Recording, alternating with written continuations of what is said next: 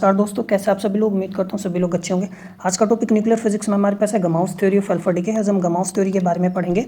तो before starting the lecture let's have few glimpses what we will cover in this lecture. तो we will see first introduction, ठीक है। Then we will see basic assumptions of Gamow theory, क्या क्या basic assumptions है। Then we will see nuclear potential energy diagram, how things behave inside the nucleus, outside the nucleus. Then we will see Coulomb barrier, ठीक है ना। The classical paradox हम जानेंगे क्या था classical paradox. Then classical turning points, inner turning point, outer turning point हम जानेंगे, ठीक है। Then quantum mechanical turning, W की भी अप्रोक्सीमेशन हम जानेंगे और वहाँ से हम गमाउ फैक्टर के बारे में, ठीक है, हमें जिसको हम गमाउ इंटीग्रल भी बोलते हैं उसको कैलकुलेट करना है। तो गमाउ फैक्टर को इवेलुएट करेंगे, ठीक है, इन डिफरेंट फॉर्म्स। तो first we will see the exact form of the Gamow factor, then we will approximate the form thick barrier under thick barrier limit, ठीक है। थिक बैरियर लिमिट में हम Gamow factors को approximate करेंगे। Then we will see how Geiger Nuttall law can be derived from Gamow factor, ठीक है ना। And how barrier penetration probability Gamow factor से हम निकाल सकते हैं, तो पेनिट्रेशन प्रोबेबिलिटी हम निकालेंगे। Then we will see attempted frequency हम निकालेंगे, the decay constant and the Geiger Nuttall law को हम डेराइव करेंगे। So this is what we have to cover. So it might be a bit lengthy, not a lengthy I would say, but ठीक है ना, it covers almost conceptual and mathematics from small points, ठीक है ना। मैंने कोशिश किया छोटी छोटी पॉइंट्स से चाहे कंसेप्ट सोचे मैथमेटिक्स उसको कवर करने का। सो आपका कोई डाउट है तो आप मुझे कमेंट बॉक्स में बता सकते हैं, मैं पूरी कोशिश करूँगा उसको सॉर्ट आउट करने की, ठीक है। So let's start. तो देखो, स्टार्ट करने से पहले मैं बता दूं आपको, मैंने ना क्वांटम मैकेनिक्स फर्स्ट कि में भी कवर किया है गमाउ थ्योरी के बारे में, गमाउ फैक्टर के बारे में, ठीक है ना। मोस्ट प्रोबेबली लेक्चर नंबर जो होगा वो लेक्चर नंबर 60 या 61 या 59 या 58, ठीक है ना। मोस्ट प्रोबेबली आप इन दीज लेक्चर्स को देखेंगे तो आपको वहाँ पर क्वांटम टनलिंग क्या होता है, ठीक है ना, तो ये सारी चीज़ें क्लियर हो जाएंगी। वहाँ पर भी मैंने इन चीज़ों को कवर किया फ्रॉम दैट पर्सपेक्टिव। हम यहाँ पे थोड़ा न्यूक्लियर फिजिक्स के पर्सपेक्टिव से भी सारी चीज़ें कवर करेंगे, ठीक है ना। तो ये आज का हमारा लेक्चर। तो लेक्चर नंबर 60, 61, 58, 59 आप ये जाकर क्वांटम मैकेनिक्स फर्स्ट की जो प्लेलिस्ट मैंने बनाई है वहाँ पर भी चेक कर सकते हैं, वहाँ पर भी मैंने चीज़ें कवर की हैं, समझ में चीज़ें। So let's see. सो देखो 1928 में ना, ठीक है ना, तो 1928 में ना जियोस गमाउ ने अल्फा डीके के बारे में बताया था कि अल्फा डीके एक्चुअली में होता क्यों है, अब इसकी ज़रूरत क्यों पड़ी बताने की, क्या चीज़ें हैं, ठीक है। और इंडिपेंडेंटली ये चीज़ रोनाल्ड गर्नी और एडवर्ड कॉन्डोन ने भी इसके बारे में बताया था, ठीक है। क्वांटम मैकेनिकल एक्सप्लेनेशन इन्होंने ही दिया था कि why does alpha decay takes place, ठीक है। तो ये बहुत बड़ा ब्रेक थ्रू था एक्चुअली में, ये जो क्वांटम मैकेनिकल एक्सप्लेनेशन उन्होंने दिया था। तो ये बहुत इंपॉर्टेंट ब्रेक थ्रू क्यों था, क्योंकि इन्होंने बताया कि जो अल्फा पार्टिकल है, ठीक है ना, वो why it can escape from the nucleus, ठीक है ना, despite having less energy than the Coulomb barrier, right. अब भाई उसके पास इतना एनर्जी भी नहीं है, फिर भी वो न्यूक्लियर पोटेंशियल को ब्रेक करके मतलब it tunnels through the nuclear potential, ठीक है ना, despite not having that much energy. भाई क्लासिकली तो यही है। आप सपोज ये ब्रिज है आपके पास, वो सपोज कोई वॉल हो गया, ठीक है ना, और ये barrier suppose let us assume, ठीक है ना, हाइट एनर्जी मान लेते तो 50 जूल है इस बैरियर का, आपके पास सपोज 40 जूल एनर्जी है, तो आप इस बैरियर को क्रॉस नहीं कर पाओगे। आपके पास यदि 60 जूल एनर्जी होगा या 50 से ज़्यादा एनर्जी होगा तभी आप इस बैरियर को क्रॉस कर पाओगे। तो ऐसे ही अल्फा पार्टिकल के साथ था, वो न्यूक्लियर पोटेंशियल बैरियर जो है उन्होंने उसको क्रॉस कर दिया अल्फा पार्टिकल्स ने, despite not having that much energy, ठीक है, समझ में चीज़ें। तो ये क्वांटम मैकेनिकली गमाउ ने बताया कि alpha particle can escape from the nucleus despite having less energy than the Coulomb barrier, right. तो ये हम जानेंगे, ठीक है ना। और it was a breakthrough because जो एक्सपोनेंशियल डिपेंडेंस है हाफ लाइफ का अल्फा पार्टिकल एनर्जी पर, ठीक है ना, या जिसको हम गेगर नटर लॉ बोलते हैं, ये मैंने प्रीवियस लेक्चर में आपको बताया था। तो दूसरा क्या था, गेगर नटर लॉ। तो इन्होंने गेगर नटर लॉ के बारे में बताया। गेगर नटर लॉ की जो मोस्ट एग्जैक्ट फॉर्म है वो इन्होंने दी, ठीक है ना। How half life depends on the exponentially on alpha particle energy, और how what is the relationship between decay constant and energy of the alpha particle, ठीक है ना, the relation of half life and energy, ठीक है ना, the relation between range of alpha particle and energy of alpha particle. So these things and these relations are called Geiger Nutter law as we saw in the previous lectures, ठीक है ना। लेकिन आज हम इसको डेराइव भी करेंगे, ठीक है। तो लेकिन प्रीवियस लेक्चर आपको देखना है तभी चीज़ें क्लियर होंगी, ठीक है। तो गमाउ थ्योरी ट्रीट क्या करती है, अल्फा डीके को एक क्वांटम टनलिंग फिनोमिना ट्रीट करती है, ठीक है ना, और बताते हैं कि अल्फा पार्टिकल जो होता है ना न्यूक्लियस के अंदर प्री फॉर्म्ड होता है, ठीक है, और वो इट एस्केप करता है थ्रू टनलिंग। अब वो कैसे होता है, क्या होता है, तो वो सारी चीज़ें हमें जाननी है, ठीक है ना, समझ में आया। और this process is forbidden bye classical mechanics. वो भी वैसी बात है जैसे मैंने बताया। तो क्लासिकल मैकेनिक, अब आपके पास कोई बैरियर है, ठीक है ना, अब इस बैरियर का जैसे मैं फिर से बता रहा हूँ, सपोज 50 जूल एनर्जी है, आपके पास एनर्जी सपोज 40 जूल है, तो क्लासिकल फिजिक्स क्या कहता है, भाई ये बैरियर को क्रॉस ही नहीं कर सकता क्योंकि इसके पास एनर्जी कम है, ठीक है ना। तो क्वांटम मैकेनिकली लेकिन ये पॉसिबल है। वो कैसे पॉसिबल है, क्या चीज़ें हैं, what is the probability that it will cross, ठीक है, वो सारी चीज़ें हमने देखनी है। सो जो अल्फा डीके है, ठीक है ना, तो classically it is forbidden but possible according to quantum mechanics. So this is what we have to see, ठीक है, समझ में आया। तो बेसिक एजम्पशंस क्या थे गैमा थ्योरी के, तो वो हम देखेंगे। तो पहला एजम्पशन उनका था कि जो अल्फा पार्टिकल है ना, it is assumed to be preformed inside the nucleus, ठीक है ना, to move within the nuclear volume. अब सपोज हमारे पास न्यूक्लियस है, तो उसके अंदर 2 प्रोटॉन प्लस 2 न्यूट्रॉन ना की पेयरिंग हो जाती है। 2 प्रोटॉन की पेयरिंग होगी, 2 न्यूट्रॉन की पेयरिंग हो गई है, ठीक है ना, तो क्या होगी, पेयरिंग होगी।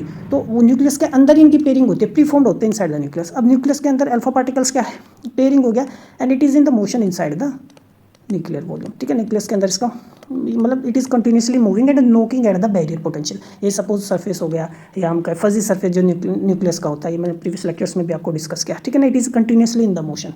तो पहला तो ये हो गया, प्रीफॉर्म्ड होता है, it continuously moves in the nuclear volume. दूसरा जो अल्फा पार्टिकल होता है, कन्फाइंड होता है inside the nucleus bye attractive short range nuclear potential. Nucleus के अंदर, ठीक है, जो अल्फा पार्टिकल है, ठीक है, तो वो it is under the influence of nuclear force, ठीक है। ये हम कहें न्यूक्लियर पोटेंशियल। भाई न्यूक्लियस के अंदर क्या potential, nuclear potential. So inside the nucleus वो ना एक attractive short range nuclear potential के इन्फ्लुएंस में होता है। आउटसाइड न्यूक्लियर रीजन, जब वो टनल कर जाता है, ठीक है ना, अल्फा पार्टिकल जो है क्या कर देता है, टनल कर जाता है, न्यूक्लियस से बाहर निकल जाता है। अब देखो अल्फा पार्टिकल जब न्यूक्लियस से बाहर निकल गया, ठीक है, तो ये क्या बचा, डॉटर न्यूक्लियस तो बचा। क्यों, अब देखो जैसे सपोज मेरे पास ये है, ठीक है ना, तो इसमें से अल्फा पार्टिकल निकला, तो डॉटर न्यूक्लियस क्या बनेगा, Z-2 A-4, ठीक है, और ये अल्फा पार्टिकल निकल गया, समझ में आया। तो सपोज ये न्यूक्लियस मेरे पास अब बचा, अब अल्फा पार्टिकल क्या निकल गया, बाहर निकल गया, समझ में आया। तो इसके पास क्या होगा, 2 पॉजिटिव चार्ज आ जाएगा, क्योंकि 2 प्रोटॉन इसमें से निकल चुके हैं। अच्छा, तो अब ये अल्फा पार्टिकल तो न्यूक्लियस के क्या होगा, आउटसाइड हो गया, ठीक है ना। अब इसमें से, इस न्यूक्लियस में से अल्फा पार्टिकल निकल गया, निकलते इस पर 2 पॉजिटिव चार्ज आ गया। तो अब क्या होगा, अब ये अल्फा पार्टिकल पर पॉजिटिव चार्ज होता है, ये डॉटर न्यूक्लियस है, इस पर पॉजिटिव चार्ज होता है, तो they will experience repulsive force. तो अब क्या होगा, न्यूक्लियस के अंदर तो अब नहीं है, ठीक है, तो अब लॉन्ग रेंज, देखो लॉन्ग रेंज कोलम्ब पोटेंशियल होगा, रिपल्सिव कोलम्ब पोटेंशियल होगा, क्योंकि दोनों पर 2 पॉजिटिव चार्ज है। इसके पास 2 प्रोटॉन है, इसके पास 2 प्रोटॉन की कमी है, समझ में आई चीज़ें, ठीक है। अब इनके बीच में क्या होगा, रिपल्सन होगा, ठीक है ना। तो अंदर क्या होता है, अट्रैक्टिव न्यूक्लियर पोटेंशियल, ठीक है, बाहर क्या होता है, रिपल्सिव कोलम्ब पोटेंशियल, ठीक है ना, due to the positively charge daughter nucleus. और हम जानते हैं कोलम्ब पोटेंशियल 2 चार्ज के बीच में it varies inversely proportional to 1r, ठीक है। ये तो ऐसे तो वेरी कट अपने 12th क्लास में पढ़ोगे कोलम्ब पोटेंशियल के बारे में, ठीक है। तो दूसरा एजम्पशन ये था। तीसरा पे क्लासिकली अल्फा पार्टिकल एस्केप नहीं कर सकता, क्योंकि उसकी एनर्जी कम है, less than the height of the Coulomb barrier, obvious सी बात है। तो क्लासिकली कैसे एस्केप करेगा, एक तो ये पॉइंट था। फिर उन्होंने बताया कि क्वांटम मैकेनिकली अल्फा पार्टिकल के पास फाइनाइट प्रोबेबिलिटी होती है पेनिट्रेशन की, ठीक है ना, and it passes through the Coulomb barrier even though it's energy is less than the barrier, right. Potential से बेशक एनर्जी, अल्फा काइनेटिक एनर्जी बेशक कम हो, लेकिन वो quantum mechanically there is some finite probability of penetrating the Coulomb barrier, ठीक है ना। तो these are the basic assumptions of Gamow theory, समझ में। अब ना गैमा थ्योरी को और ज़्यादा डिटेल में पढ़ने से पहले हम न्यूक्लियर पोटेंशियल एनर्जी के बारे में पढ़ते हैं, ठीक है। तो ये सपोज मेरे पास एक पेरेंट न्यूक्लियस हो गया, ये मेरे पास डॉटर न्यूक्लियस हो गया, और ये मेरे पास क्या हो गया, अल्फा हो गया, अल्फा पार्टिकल हो गया, समझ में। तो जो पोटेंशियल एनर्जी है, जो कौन एक्सपीरियंस करेगा, अल्फा पार्टिकल एक्सपीरियंस करेगा as a function of its distance from the centre of the daughter nucleus as 2 distinct regions. 2 distinct regions हो गए, एक तो इनसाइड द न्यूक्लियस। अब इनसाइड द न्यूक्लियस कहने का मतलब देखो क्या, अब रेडियस सपोज r है, ठीक है, समझ में। तो यदि r is less than r का कहने का मतलब है, यदि न्यूक्लियर रेडियस से कम है तो अल्फा पार्टिकल कहाँ होगा, अंदर होगा न्यूक्लियस के, and it will experience strong nuclear force, attractive, समझ में। जहाँ पर potential well of depth -v0, ये नेगेटिव अट्रैक्टिव पोटेंशियल है, तो समझ में आया। तो जो पोटेंशियल होगा ऑब्वियस सी बात है नेगेटिव होगा, है ना, it will some finite constant potentials R less than capital R क्या है, रेडियस हो गया हमारे पास पेरेंट न्यूक्लियस का, समझ में आया। तो ये पोटेंशियल हो गया अंदर। अब देखो ध्यान से, अब डायग्राम की तरफ ध्यान से देखो, तो ये हमारे पास हो गया, ठीक है। अब ये 0 से लेकर इनसाइड द न्यूक्लियस है ना, तो पोटेंशियल मेरे पास कितना है, -v0, समझ में आया। तो नेगेटिव पोटेंशियल है, और जैसे ही बाहर आ जाता है, ठीक है ना, ये क्या हो गया, आउटसाइड द न्यूक्लियस। तो आउटसाइड द न्यूक्लियस देखो पोटेंशियल कैसे वेरी कर रहा है, ऐसे वेरी कर रहा है, समझ में आया। तो मैं यदि इसको बनाऊँ, देखो ये है, ध्यान से देखो आप इसको, ठीक है। तो नेगेटिव -v0 है, तो r तक तो नेगेटिव पोटेंशियल है, ठीक है, r तक तो नेगेटिव पोटेंशियल है। और फिर उसके बाद क्या हो गया, ये रेडियस हो गया न्यूक्लियस का, पेरेंट न्यूक्लियस का, और उसके बाद potential varies inversely proportional to radius, to distance, समझ में आ गया। तो ये डायग्राम है, ठीक है, समझ में आई चीज़ें। अब ध्यान से आप देखो तो देखो alpha particle can not escape classically, तो वो अंदर ही घूमता रहेगा, तो टर्न बैक कर जाएगा, रेडियस तक आएगा फिर वापस चला जाएगा। It is continuously moving in the motion. ठीक है, समझ में आया? तो ये चीज़ें है। ठीक है, अब ध्यान से देखो, ये हो गया। अब बात करते हैं आउटसाइड द न्यूक्लियस। अब आउटसाइड द न्यूक्लियस, अब देखो ये तो क्लासिकली है, लेकिन क्वांटम मैकेनिकली वो क्या होता है, टनलिंग होती है। ठीक है, तो देखो क्वांटम मैकेनिकली यदि टनलिंग होगी तो क्या हो जाएगा, बाहर निकलेगा। ठीक है, तो अब लेट अस अज्यूम देखो अल्फा पार्टिकल देखो it is under continuous motion inside. ठीक है, तो देखो क्या कर गया, टनल कर गया। ठीक है ना, समझ में आएगा? वो टनल कर गया और एक पॉइंट ऐसा आता है जहाँ पर उसका पोटेंशियल एनर्जी और काइनेटिक एनर्जी जो है अल्फा पार्टिकल की, दोनों की सेम हो जाती है एट सम डिस्टेंस, जिसको हम क्लासिकल टर्निंग पॉइंट बोलते हैं। ये भी आगे मैं डिस्कस करूंगा। ठीक है ना, समझ में आया? तो अब बस फिलहाल हमें यही देखना, आउटसाइड द न्यूक्लियस की यदि बात करें तो R is greater than radius of the nucleus. तो जब अल्फा पार्टिकल बाहर होगा तो न्यूक्लियर फोर्स नेग्लिजिबल होगी, इसी बात है, जब न्यूक्लियर पोटेंशियल से बाहर है। ठीक है, तो अब क्या होगा, कूलम्ब रिपल्सन होगा। ठीक है, तो क्योंकि किसके बीच में, डॉटर न्यूक्लियस के बीच में और अल्फा पार्टिकल के बीच में। अब देखो समझ में आया? तो हम जानते हैं पोटेंशियल एनर्जी होता क्या है। ठीक है, ये तो होता है 1/4 पाई epsilon not Q1 Q2 upon में R। ठीक है, अब एक्चुअली में क्यों है क्या, अल्फा पार्टिकल पर कितना चार्ज, 2e चार्ज, यही है। और डॉटर न्यूक्लियस पर कितना चार्ज, Z माइनस के 2e चार्ज। तो ये देखो यहाँ पर मेरे पास कितना आ जाएगा, 2Z माइनस के, और ये ऐसे। ठीक है, तो Coulomb potential decreases as 1/R and eventually goes to 0 as R tends to infinity. It is obvious, समझ में? तो जो टोटल पोटेंशियल एनर्जी है तो हम उसको कैसे लिखेंगे, तो देखो जब radius less than R capital R होगा तो minus V note, greater than और इक्वल टू R होगा तो ये, समझ में आया? अब बात करते हैं कूलम्ब बैरियर की। ठीक है, अब ध्यान से इस चीज़ को देखना है। तो at R is equal to capital R, यानी न्यूक्लियर रेडियस पर। अब देखो अब जैसे ये न्यूक्लियस हो गया। ठीक है ना, ये इनसाइड न्यूक्लियस हो गया, तो ये रेडियस हो गई। तो पार्टिकल ऐसे रैंडमली मोशन कर रहा है, रैंडम मोशन कर रहा है, रैंडम मोशन कर रहा है। अब वो वापस नहीं गया सपोज, तो यहीं से टकरा के फिर अंदर घूम रहा है इधर उधर। ठीक है, तो ये क्या है, बैरियर की तरह ही तो काम करेगा। समझ में आया? तो जब रेडियस की R जो होता है रेडियस के इक्वल होता है, तो कूलम्ब पोटेंशियल का मैक्सिमम वैल्यू होता है, क्योंकि इसके बाद कूलम्ब पोटेंशियल स्टार्ट हो जाता है ना। तो आप देखो यहाँ पर, तो ये कूलम्ब पोटेंशियल का मैक्सिमम वैल्यू है। ठीक है ना, यहाँ पर कूलम्ब पोटेंशियल का मैक्सिमम वैल्यू। अब जब पार्टिकल यदि बाहर निकल गया, पेनिट्रेट कर गया, ठीक है, समझ में आया? अब देखो इस पर डॉटर न्यूक्लियस पर पॉजिटिव चार्ज आ जाएगा, अब अल्फा पर भी पॉजिटिव चार्ज है, तो क्या होगा मेरे पास, कूलम्ब रिपल्सन होगा। ठीक है, समझ में आई बात? तो जो कूलम्ब बैरियर हाइट है तो वो तो यही हो गई। ठीक है, तो हम निकालना है तो सिंपली देखो क्या करेंगे, इसमें R is equal to capital R रख दो तो हम निकाल सकते हैं। तो आगे देखो कैपिटल R रख दिया। ठीक है, तो हैवी न्यूक्लियस के लिए जनरली जैसे Z इज इक्वल टू 8 होगा रेडियम के लिए, तो कैपिटल R जो रेडियस होती है 9 फेमटोमीटर होती है। ठीक है ना, यानी 9 into 10 to the power fermi metre 10 to minus के 15। ठीक है, आप रखो यानी 27.5 mega electron volt Coulomb barrier आ गया, यानी कूलम्ब बैरियर कितना आया, 27.5 मेगा इलेक्ट्रॉन वोल्ट। और काइनेटिक एनर्जी जो है अल्फा पार्टिकल की कितना है, 4.87 मेगा इलेक्ट्रॉन वोल्ट, यानी आप इसको 5 मेगा इलेक्ट्रॉन वोल्ट मान लो लगभग। ठीक है, बैरियर कितना है, nucleus barrier 27 mega electron volt लगभग। तो अल्फा पार्टिकल जो है उसकी तो एनर्जी बहुत कम है, it is much less than the barrier height. समझ में? तो वो तो अंदर तो घूमता ही रहेगा, घूमता ही रहेगा, घूमता रहेगा। क्लासिकली देखो, क्लासिकली वो घूमता रहेगा और ऐसे वापस जा सकता है। ठीक है, समझ में? लेकिन क्वांटम मैकेनिकली वो टनलिंग करता है, तो आप देख सकते हो यहाँ पर। ठीक है ना, तो एक टनल कर गया है। ठीक है, तो मैं यदि इसको थोड़ा सा डायग्राम को और क्लियरली बनाऊँ तो हम इसको ऐसे बना सकते हैं। ठीक है ना, तो ये अंदर हो गया। ठीक है ना, और ये मेरे पास है, तो वो टनल कर गया। ठीक है ना, और ये यहाँ पर ये एनर्जी हो गया, काइनेटिक एनर्जी हो गया अल्फा पार्टिकल का, तो टनल कर गया और ये फिर धीरे धीरे इस पॉइंट पर आ जाता है जहाँ पर energy of alpha particle and potential energy क्या होती है, इक्वल हो जाती है इस पॉइंट पर। समझ में? देखो फिर बाहर निकल गए। ठीक है, ये चीज़ है। तो आप यदि इस पॉइंट को देखो, इस पॉइंट को यदि आप ध्यान से देखो, ठीक है ना, तो आप पाओगे जैसे मैं यहाँ पर कोई पॉइंट ले लेता हूँ, यहाँ पर पॉइंट ले लेता हूँ, तो ये एनर्जी होगी सपोज अल्फा पार्टिकल की।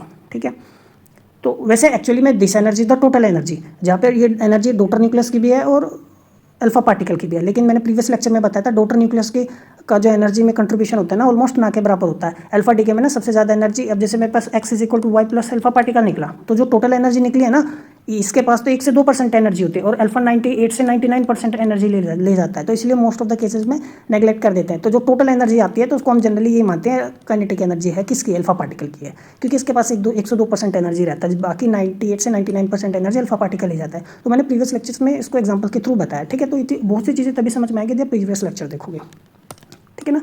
तो देखो हम क्या डिस्कस मैं कर रहा था, मैं बताना चाह रहा था आपको, ठीक है ना। आप यदि इस पॉइंट पर देखो, ठीक है ना, तो इस पॉइंट पर आप यदि देखो तो यहाँ पर पोटेंशियल एनर्जी ज़्यादा है काइनेटिक एनर्जी से, ये अल्फा जो है काइनेटिक एनर्जी है मैंने ली, ठीक है।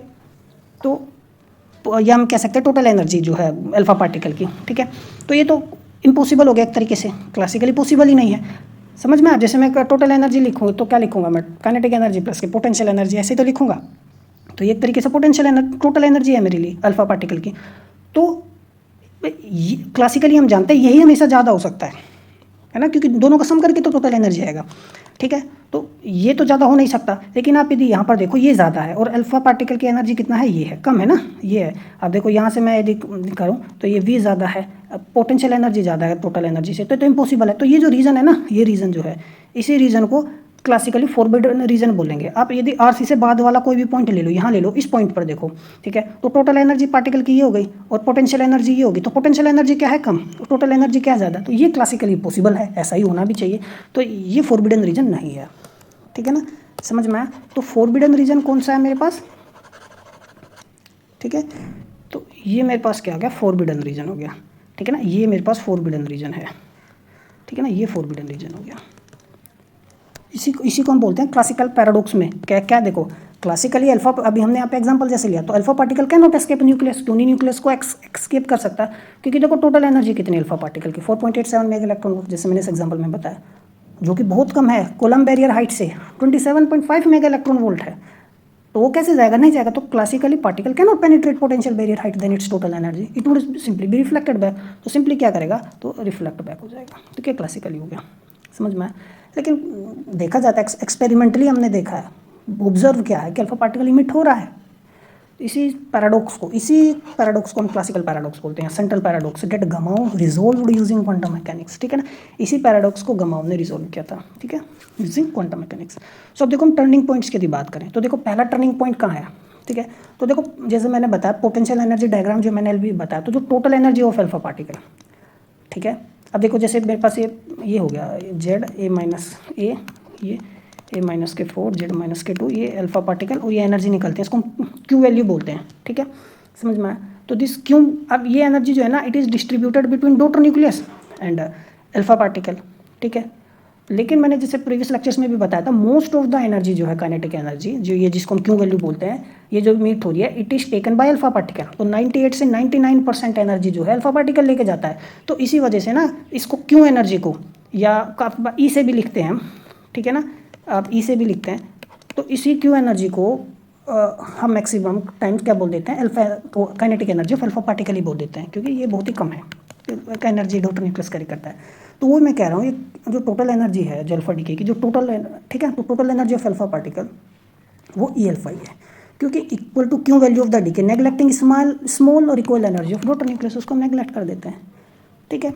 तो ये है। तो देखो जब ई अल्फा लेस देन है पोटेंशियल एनर्जी से या कोलम बैरियर हाइट से, तो दो टर्निंग पॉइंट होते हैं जहाँ पर जो एनर्जी है अल्फा पार्टिकल की, ठीक है ना, इक्वल होती है किसके, पोटेंशियल एनर्जी के, उन्हीं को हम क्लासिकल टर्निंग पॉइंट्स बोलते हैं। अब देखो कैसे, देखो एक टर्निंग पॉइंट तो यहाँ आता है, ठीक है।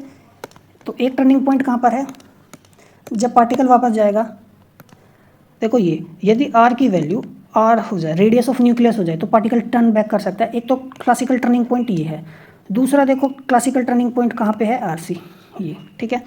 देखो इस पर यदि वो टनल कर गया, तो ये सपोज पार्टिकल एंटर करता है बाहर, तो फिर से वापस जा सकता है। लेकिन क्योंकि देखो यहाँ पर देखो, यहाँ पर ये पॉइंट मैं लूँ तो यहाँ पर पोटेंशियल एनर्जी ज़्यादा है टोटल एनर्जी से, जो क्लासिकली फॉरबिडन है। तो लेकिन वो फिर भी इस रीजन में टनल कर जाता है, ठीक है। तो एक टनलिंग पॉइंट उसका यहाँ पर है, ठीक है। तो एक टनलिंग पॉइंट उसका कहाँ पर आता है, आर सी पर आता है। तो जो विड्थ है, तो ये ही विड्थ है, इसी को हम बैरियर विड्थ बोलते हैं, ठीक है ना, आर सी माइनस के आर, समझ में आया। तो जो एक इनर टर्निंग पॉइंट है, तो एक इनर टर्निंग पॉइंट तो न्यूक्लियर रेडियस होगा भाई, न्यूक्लियर, ठीक है, डॉटर न्यूक्लियस। जहाँ से पार्टिकल वापस जा सकता है। समझ में आ गई बात, ये हो गया। अब देखो दूसरा होगा आउटर टर्निंग पॉइंट, ठीक है ना। आउटर टर्निंग पॉइंट कौन सा, ये।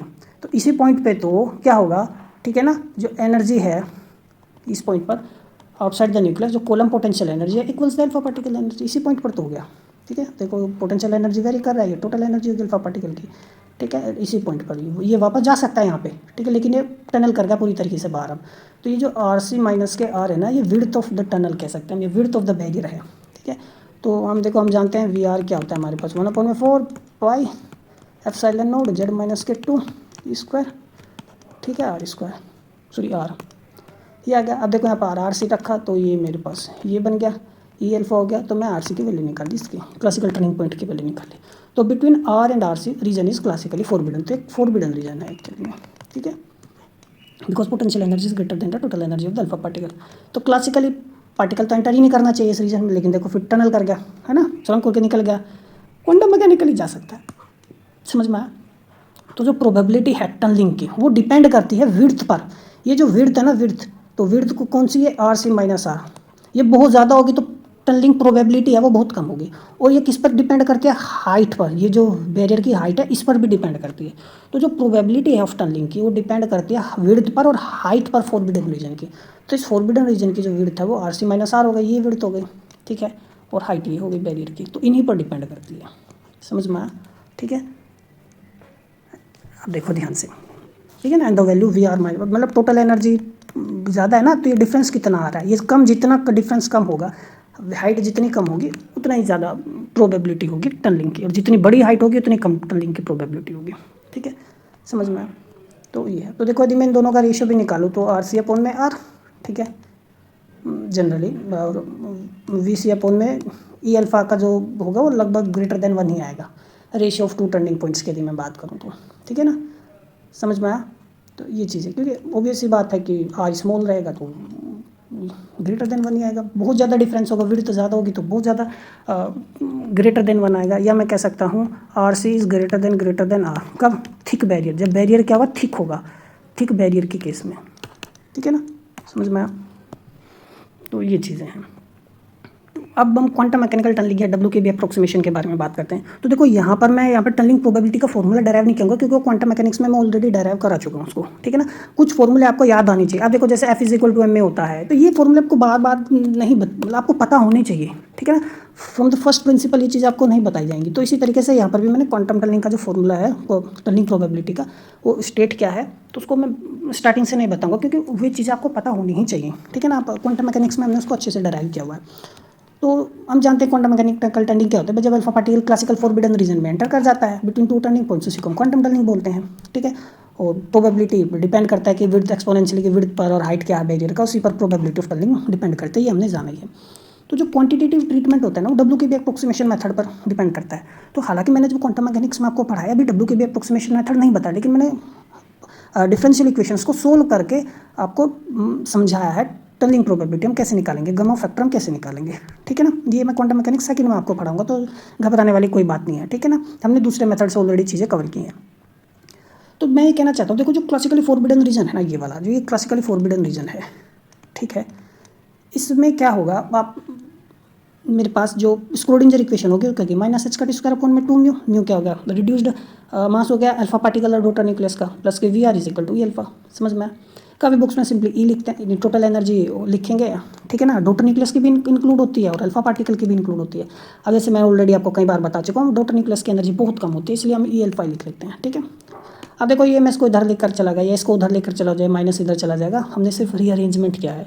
और ये मेरे पास क्या होगा, कापा का स्क्वायर या के स्क्वायर मान लो, ठीक है। समझ में, ये वेव नंबर हो गया मेरे पास, या इसको लोकल एटेन्यूएशन कोफिशिएंट बोलते हैं। क्या बोलते हैं, लोकल एटेन्यूएशन कोफिशिएंट।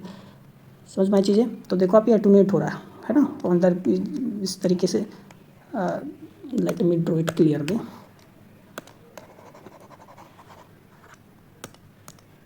ठीक है, तो आप देखो इसको ये, ठीक है ना, तो एंटर ऐसे किया, ठीक है ना, और ये फिर ऐसे डिके हो रहा है,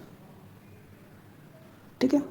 समझ में आया। तो ये एटोनेशन कोफिशिएंट हो गया हमारे पास, के स्क्वायर क्या आएगा, तो ये 1 में 2 under root mu V minus C alpha, ठीक है ना, ग्रेटर देन 0, ठीक है, क्योंकि क्लासिकल फॉरबिडन रीजन में potential energy greater than the total energy of the alpha particle.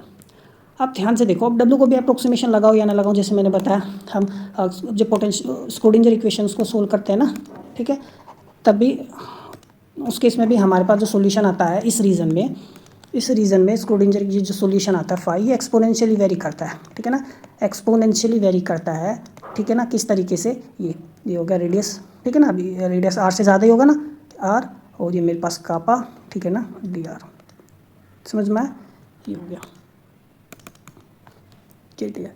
तो इस तरीके इस फॉर्म में हमारे पास ये वेव फंक्शन आता है, ठीक है ना, और वेव फंक्शन उस पार्टिकल की इन्फॉर्मेशन सारी चीज़ देता है, मैम बहुत कुछ वहाँ से निकाल सकते हैं। तो ये हमारे लिए काम का नहीं है, मतलब काम का कहने का मतलब मेरे इन द सेंस है हमारे लेक्चर में, ठीक है, वेव फंक्शन के हमने कैसे निकाला है, रिफ्लेक्शन कोफिशिएंट, ट्रांसमिशन कोफिशिएंट से, all these things I have already covered in quantum mechanics first as I said, ठीक है। अब वहाँ भी देख सकते हैं इनको, नहीं तो कोई ज़रूरत नहीं है, यदि आपने एक बेसिक आइडिया भी है तो आप कर लो उन चीज़ों को, ठीक है।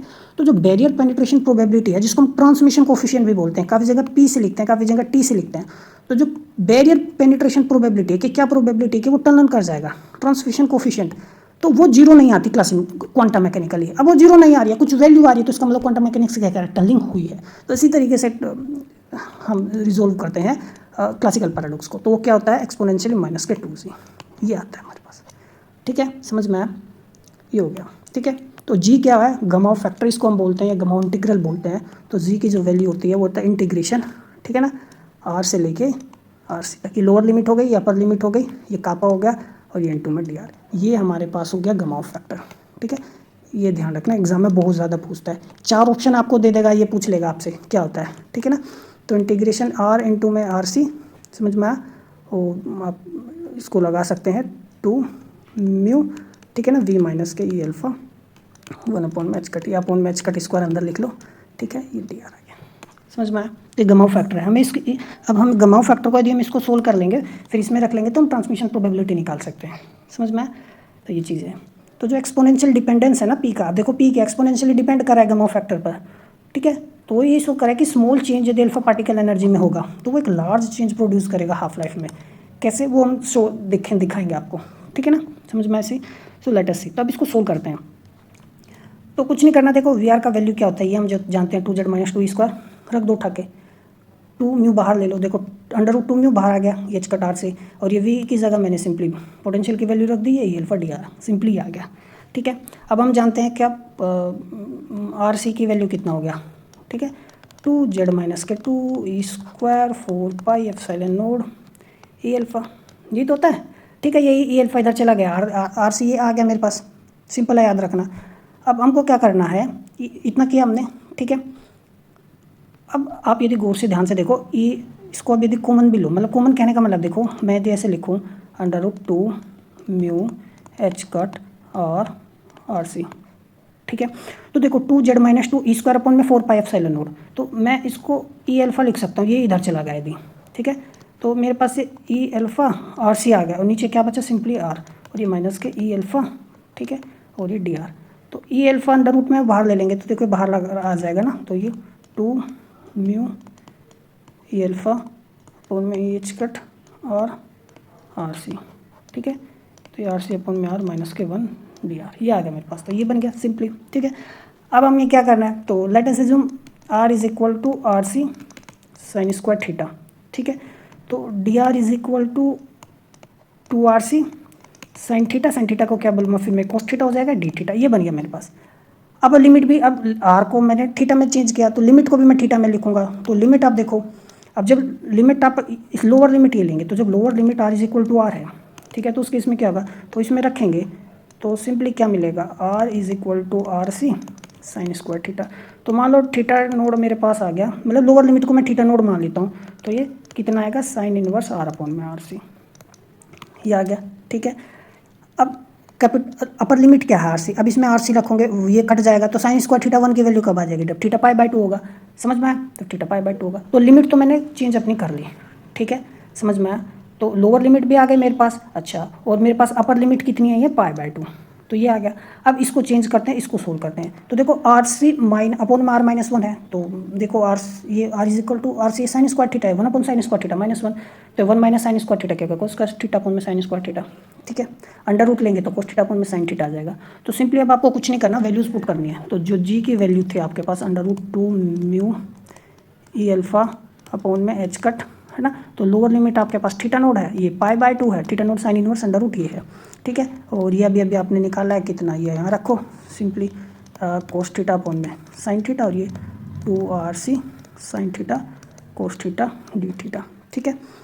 ये आ गया, 2 भी बाहर ले लो, RC भी बाहर ले लो, साइन थीटा से साइन थीटा बचेगा, cos square theta D theta बचा, ठीक है। और हम जानते हैं देखो क्या, cos 2 theta is equal to 2 cos square theta -1, ये इधर चला जाएगा, कोस 2 थीटा प्लस के 1/2, ये मेरे पास कोस स्क्वायर थीटा आ गया, ठीक है। ये है, तो सिंपली ये आ गया, ठीक है। अब इसको इंटीग्रेट करोगे तो देखो क्या होगा मेरे पास, ठीक है ना। तो देखो 2 बार ले लो, 2 से 2 कट जाएगा, तो 1 का क्या होगा थीटा, कोस थीटा का क्या होगा sin 2 थीटा अपॉन में 2, ये आ गया, ठीक है। अब लिमिट तो रखेंगे, तो देखो π/2 रखो पहले, ठीक है ना, प्लस और ये sin 2 थीटा है, तो π/2 पाई बन जाएगा 0, ठीक है ना। अब लोअर लिमिट रखेंगे माइनस, तो ये थीटा नोड माइनस के sin 2 थीटा नोड अपॉन में 2 ये आ जाएगा, ठीक है। और sin 2 थीटा नोड को क्या लिख सकते हो, 2 sin theta node cos theta node, 2 से 2 कट जाएगा, तो सिंपली ये आ गया। अब हम तो लिमिट तो हम जानते हैं, लोअर लिमिट ये थी, अब रखना आसान होगा, ठीक है।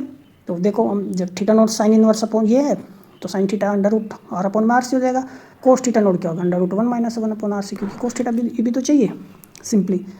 तो देखो g इज इक्वल टू, ये तो टर्म एज इट इज़ होगी हमारे पास, ठीक है। तो मैं क्या लिखूँगा ध्यान से देखो, पाई अपॉन में 2 माइनस, ठीक है। थीटा नोड को क्या लिखूँगा, साइन इनवर्स r अपॉन में RC माइनस, ठीक है। साइन थीटा को क्या लिखूँगा, ये r अपॉन में RC, ठीक है। और ये अंडर रूट 1 माइनस के r अपॉन में RC। इसको मैं क्या लिख सकता हूँ, इसको लिख सकता हूँ कोस इनवर्स r अपॉन में RC, ठीक है। तो देखो ये आ गया, ये बाहर वाला टर्म एज इट इज़, ठीक है ना। और ये अंडर रूट r अपॉन में RC 1 माइनस के r अपॉन में RC, तो ये चीज़ मैंने लिखी, ठीक है। तो this is the exact form of the gamma factor, ठीक है ना, विद इन द W के भी अप्रोक्सीमेशन, समझ में अच्छी चीज़ है। अब हम इसको अप्रोक्सीमेट कर सकते हैं, वेयर थिक बैरियर लिमिट। तो बैरियर लिमिट हमारे पास देखो क्या था, ये तो डायग्राम था हमारे पास, ठीक है। अब ये बैरियर लिमिट है हमारे पास, ये R या RC, तो यानी ये बैरियर लिमिट है ना, क्लासिकली फॉरबिडन रीजन। तो यदि RC बहुत ज़्यादा हो R से, ठीक है ना, तो ये तो तभी तो थिक बैरियर लिमिट मैं कहूँगा। तो उस थिक बैरियर लिमिट के केस में क्या होगा, R अपॉन में RC जब आप निकालोगे तो लेस देन 1 आएगा, ठीक है। तो यानी for small r upon RC तो क्या होगा, कुछ अप्रोक्सीमेट कर सकते हैं। तो देखो ये वाली जो टर्म है ना, R अपॉन में RC, तो ये बहुत कम आ रही है। तो जब कोस इनवर्सिव वैल्यू बहुत कम आ रही है, ठीक है, ऑलमोस्ट, तो हम इसको क्या किस तरीके से लेंगे, ऑलमोस्ट 0 के बराबर आ रही है, तो कोस 90 इसको मैं लिख सकता हूँ, ठीक है ना, π/2, क्योंकि कोस 90 तो 0 के आसपास होता है, तो कोस से कुछ कट जाएगा, इसलिए टर्म π/2 आ गई सिंपली, ठीक है ना। अब ये अब 1 से बहुत कम है, तो 1 से बहुत कम है, तो ये वाली टर्म उड़ ही जाएगी, 1 में से घटाएंगे कोई फ़र्क पड़ने वाला है नहीं, या समझ में मैं कहना क्या चाह रहा हूँ, ठीक है सिंपली। तो मेरे पास क्या टर्म बचेगी, ठीक है ना। तो have I done any mistake, R is less than, ठीक है ना, RC, let me see, have we done any mistake, yes we have done a mistake. जब ये R अपॉन में RC ये टर्म नहीं रहेगी, तो हमारे पास अंडर रूट R अपॉन में RC बचेगा, 2 नहीं आएगा यहाँ पे, ठीक है ना। सो ये हो गया, समझ में आई चीज़ें। तो अब हम देखो अपना टर्म ये हमने जो अप्रोक्सीमेट किया इसमें रख देंगे, समझ में आया। तो ये यहाँ पर हम इसको 2 हटा देते हैं, तो ये तो हमारे पास था 2 mu under root H cut RC pi upon में 2 minus under root R upon में RC, ठीक है। अब देखो RC को मैंने बस यहाँ पे अंदर मल्टीप्लाई किया है, ठीक है, ये हो गया। तो देखो काफ़ी बुक्स में ना आप देखो ये क्या करते हैं, इस वाली टर्म को भी नेग्लेक्ट कर देते हैं, सिर्फ आपके पास π/2 बचता है, ठीक है ना, समझ में आया।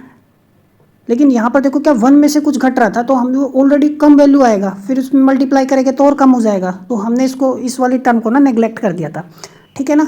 यहाँ पर तो किसी R अपॉन में RC है, अभी और किसी चीज़ में से घट के कुछ और कम वैल्यू नहीं आ रही है, अंडर रूट हो रहा है तो कम आएगा, नेग्लेक्जिबल होगा, तो इसको आप हटा भी सकते हैं इस टर्म को भी, क्योंकि ये भी नेग्लेजिबल होगा थिक बैरियर लिमिट के केस में, ठीक है ना।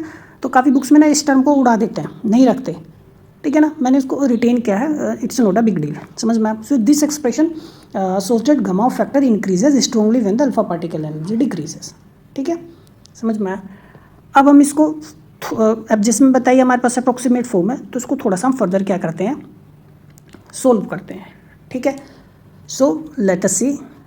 अब आर से हमारे पास क्या होता है, यही होता है 2z minus 2 E square 4 pi epsilon not. तो इवेलुएट करना है, तो देखो पहली टर्म हमारे पास यही तो है, तो 2 म्यू ई अल्फा अपॉन में एच कट पाई अपॉन में आर सी अपॉन में 2, ठीक है। तो बस देखो पाई अपॉन में 2 हो गए, आर सी की मैंने उठा के बस ये वैल्यू पुट किया है यहाँ पे, समझ में आया।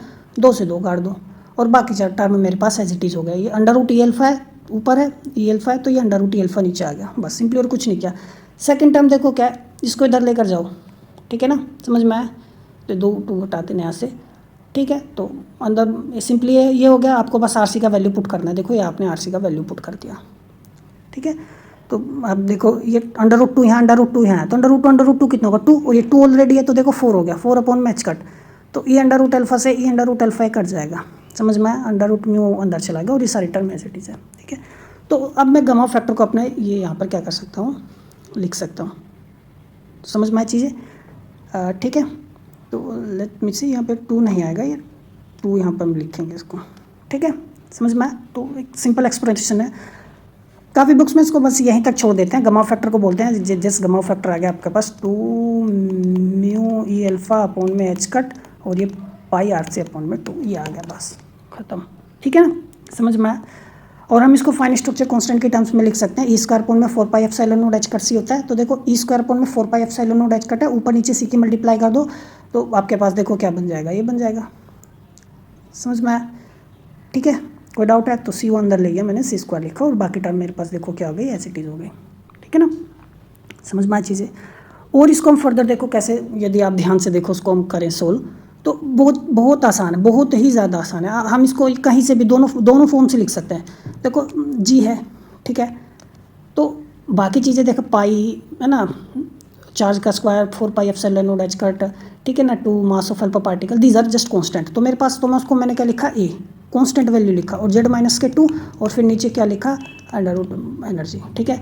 देखो 2 एच कट, ठीक है, pi sorry mu 4 pi epsilon naught E square R, these are constants, ठीक है। तो मैं इनको लिख लेता हूँ बी, है ना, और अंडर रूट जेड माइनस के 2 और ये हो गया आर, ठीक है। तो ये मेरे पास फॉर्म बन गई, ठीक है। तो समझ में आया। तो where A and B are defined as, मैंने यहाँ से इसको आप इस फॉर्म से आप निकाल सकते हैं, समझ में आया, ठीक है। तो सिंपल है, कुछ भी चीज़ें कॉम्प्लिकेटेड नहीं है, समझ में आया।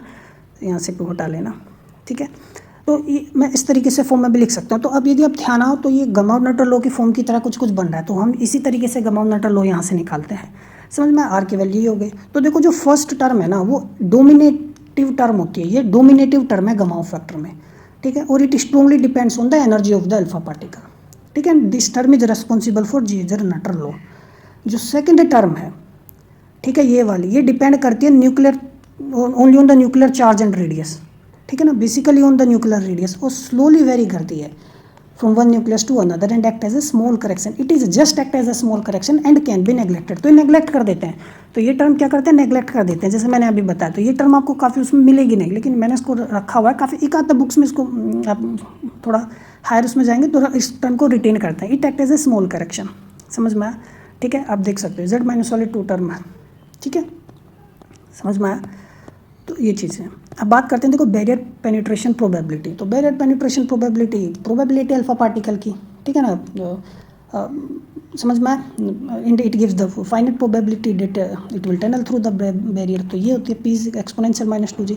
जी का वैल्यू देखो हमने एग्जैक्ट फॉर्म तो हमारे पास यही है, तो जी का वैल्यू रख दो, देखो एक्सपोनेंशियल माइनस के 2 और ये मेरे पास जी का वैल्यू हो गया, तो टर्निंग प्रोबेबिलिटी आ गई, ठीक है।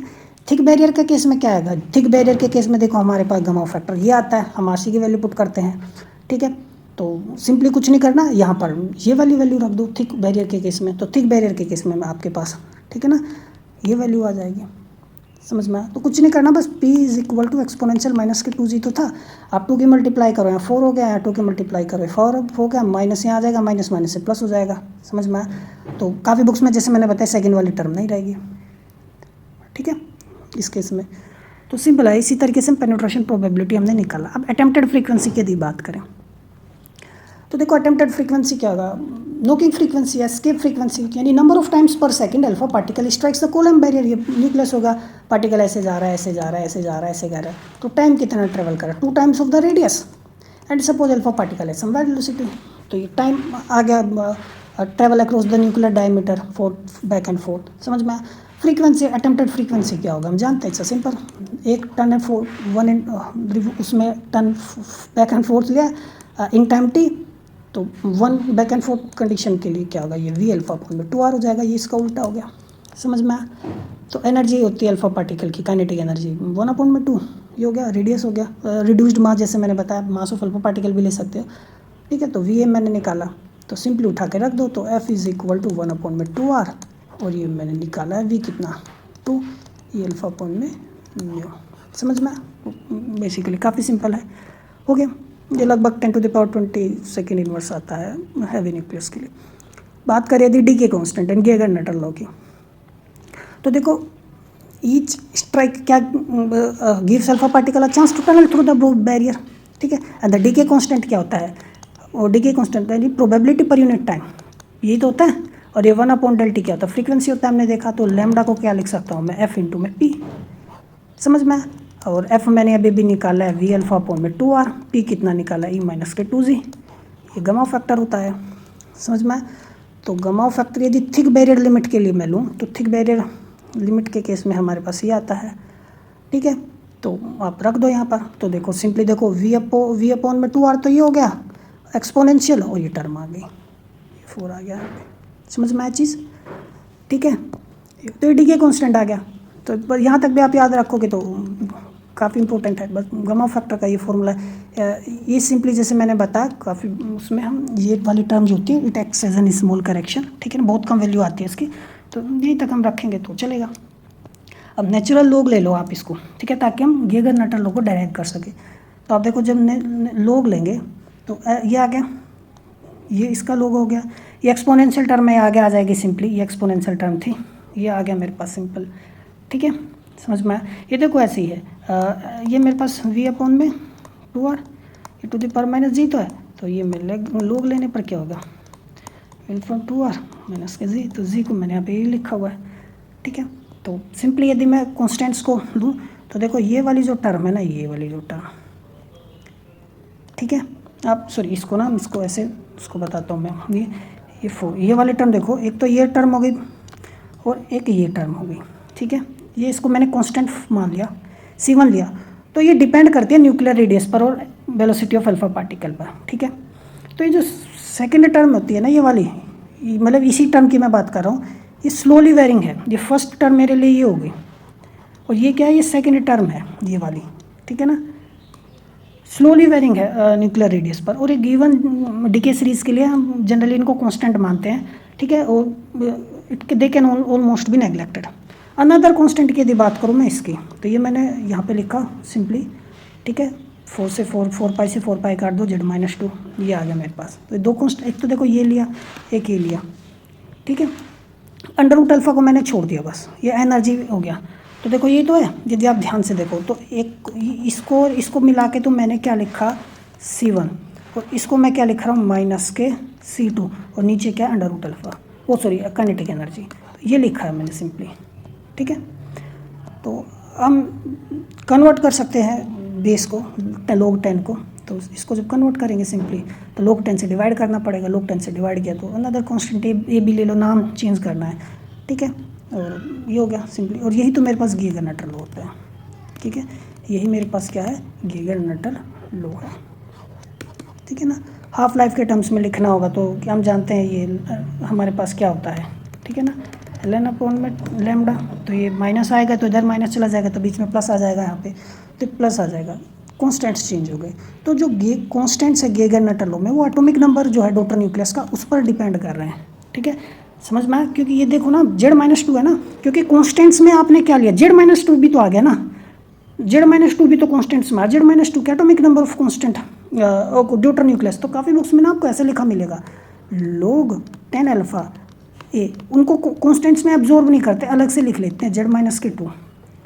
ठीक है, माइनस के B, Z-2 ऐसे मिलेगा आपको लिखा हुआ, समझ में, या इस तरीके से लिखा मिलेगा आपको। इनको कॉन्स्टेंट्स में एब्जॉर्ब नहीं किया, ये Z-2 प्लस के D Z-2, और ये या ई को क्या दे देंगे, टोटल एनर्जी बोलेंगे, काइनेटिक एनर्जी ऑफ वो टोटल एनर्जी किसका, डॉटर न्यूक्लियस का भी और अल्फा पार्टिकल का भी। यहाँ सिंपल अल्फा पार्टिकल मैंने इसलिए लिख दिया क्योंकि डॉटर न्यूक्लियस का एनर्जी कम होता है, तो यहाँ पे टोटल एनर्जी भी लिखा हो डॉटर न्यूक्लियस और अल्फा पार्टिकल का, तो घबराने वाली बात नहीं है, ठीक है। काफ़ी जगह ऐसा भी मिलेगा, ये लेटर लो आपको लिखा हुआ ए जेड माइनस के बी जेड, ऐसा भी मिलेगा लिखा हुआ, तो तब भी मत सोचना, क्योंकि वो बताएगा कि जेड क्या है, एटॉमिक नंबर है किसका, डॉटर न्यूक्लियस का, तो ये जेड माइनस 2 भी हो गया, समझ में आया।